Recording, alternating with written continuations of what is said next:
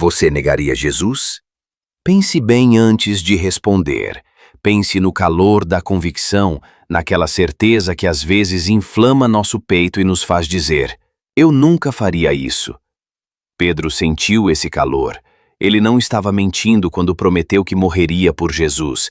Cada palavra era sincera, forjada no fogo de 3 anos de caminhada, de milagres testemunhados e de um amor profundo pelo seu mestre. Com o peito estufado de lealdade, ele olhou nos olhos de Jesus e fez o seu voto. Acreditava nele com todas as suas forças. Mas a força humana, por mais sincera que seja, tem um limite que muitas vezes desconhecemos. Em poucas horas, o calor da convicção se transformaria nas cinzas frias da vergonha. A história de Pedro não começa na negação. Começa nessa autoconfiança perigosa, na certeza de quem se julga inabalável. Ele tinha visto o impossível se tornar rotina. Andou sobre as águas turbulentas, viu pães se multiplicarem, ouviu a voz do Pai trovejando dos céus. Ele era a rocha, o pilar.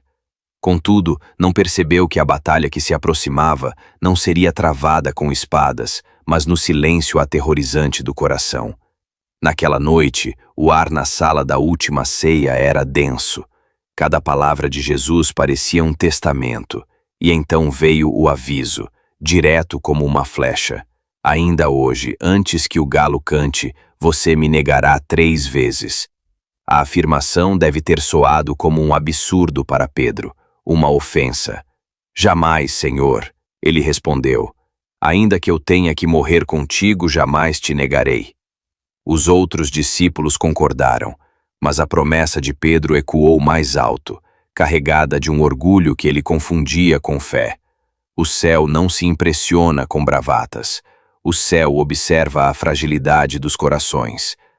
Horas depois, no Getsêmani, enquanto Jesus travava uma batalha espiritual tão intensa que seu suor se tornou sangue, Pedro dormia. O corpo, pesado de cansaço e tristeza, traiu o espírito vigilante que ele prometera ter. Quando os soldados finalmente chegaram, um lampejo daquele Pedro impetuoso ressurgiu. Ele desembainhou a espada, num ato de coragem desesperada, e atacou. Mas quando Jesus o mandou parar, quando se entregou sem resistência, a confusão se instalou. Aquele não era o roteiro que Pedro esperava. Ele seguiu a multidão de longe, um espectro nas sombras, e se acocorou perto de uma fogueira no pátio do sumo sacerdote. O fogo aquecia seu corpo, mas um gelo começava a tomar conta de sua alma. Ele só queria observar, passar despercebido. Mas então, um rosto se virou para ele. Primeira negação. A negação de Pedro precisou ser também: homem eu não sou. Ele disse isso com uma firmeza que o assustou. Cada mentira o afastava mais da praia onde Jesus o chamara, do homem que ele era. Terceira negação. O cerco se fechou. Certamente você é um deles, pois o seu sotaque o denuncia. Agora não havia escapatória. O medo se transformou em desespero. Para se provar, para se salvar, ele fez o impensável. Começou a praguejar, a jurar que não conhecia aquele homem. Ele usou a boca que antes confessara Jesus como o Cristo para amaldiçoar a simples menção de seu nome. Foi o ponto de ruptura, e então, cortando o ar frio da madrugada, o galo cantou. O som foi como uma faca em sua alma. Naquele exato instante, do outro lado do pátio, Jesus se virou e seus olhos encontraram os de Pedro. Não havia condenação naquele olhar. Pior, havia verdade. Havia a dor de um amigo, a compaixão de um Deus e a triste confirmação da profecia. A ausência de raiva foi o que o quebrou por dentro. O olhar de Jesus não dizia: eu te avisei, mas eu ainda te amo. O mundo de Pedro desmoronou. O barulho da multidão, o calor do fogo, tudo desapareceu. Ele saiu correndo, tropeçando, cego pelas lágrimas que agora jorravam. Aquele choro não era de tristeza, era o som de um coração se partindo, o lamento amargo de um homem que viu o abismo de sua própria fraqueza. O líder virou pó, O corajoso se tornou um covarde, o amigo, um traidor. Os dias que se seguiram foram um inferno silencioso. O eco do galo o assombrava. Cada sombra parecia um dedo acusador. Como ele poderia encarar os outros? Como poderia olhar nos olhos de Maria, a mãe de Jesus? Ele, a rocha, havia se esfarelado na primeira pressão. A culpa era um manto pesado que o sufocava. Mas essa história, que é a nossa história, não termina na queda.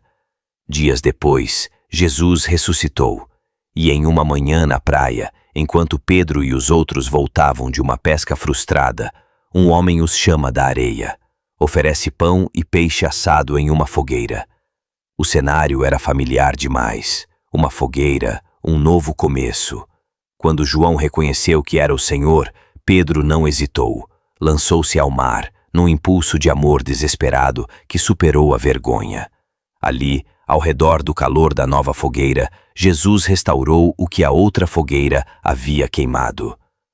Pedro, você me ama mais do que estes? A pergunta doía. Jesus usou a palavra ágape, o amor incondicional. Pedro, humilhado, foi uma cura. A queda de Pedro não foi o fim de sua história, foi o verdadeiro começo. O homem que se levantou daquela praia não era mais o impetuoso e autoconfiante pescador. Era um apóstolo forjado no fogo da falha e moldado pela graça do perdão. Sua maior vergonha se tornou a fonte de sua maior compaixão. Sua força não vinha mais de promessas que ele podia fazer, mas da certeza do perdão que ele havia recebido. O galo canta para todos nós, em nossos medos, em nossas conveniências, em nossos silêncios. Mas a praia da restauração está sempre disponível. Jesus está lá, com uma fogueira acesa, não para nos acusar, mas para nos fazer a mesma pergunta que cura, que restaura e que nos envia de volta ao mundo, não como heróis perfeitos, mas como testemunhas feridas de um amor que é mais forte que a nossa pior falha.